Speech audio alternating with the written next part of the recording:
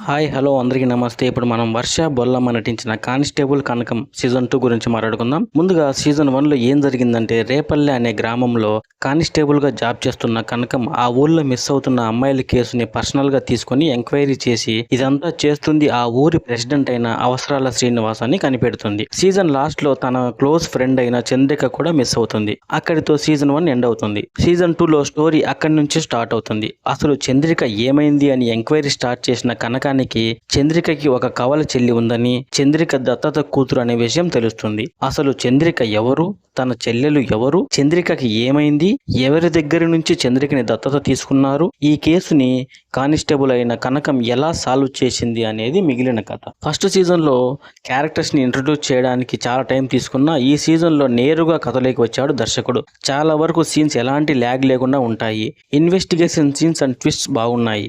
Season 1 6 ఎపిసోడ్లు ఉంటే ఈ సీజన్ మాత్రం కేవలం 4 ఎపిసోడ్లు మాత్రమే ఉంది. సీజన్ 1 లోనే అయిపోవాల్సిన కథని సాగదీసి సీజన్ 2 వరకు తెచ్చారు. సీజన్ 1 చాలా స్లోగా ఉంటే సీజన్ 2 మాత్రం చాలా స్పీడ్ గా ఉంటుంది. ఈ వెబ్ సిరీస్ లో ప్లస్ పాయింట్స్ వచ్చేసి cinematography, editing and background music. ఈ వెబ్ సిరీస్ లో మైనస్ పాయింట్స్ వచ్చేసి సాగదీసిన స్టోరీ. ఈ వెబ్ సిరీస్ కి నేను ఇచ్చే రేటింగ్ 3/5. ఈ web series ETV win app లో స్ట్రీమ్ అవుతుంది. చూడాలనుకునే వాళ్ళు ఒక లుక్ వేయండి.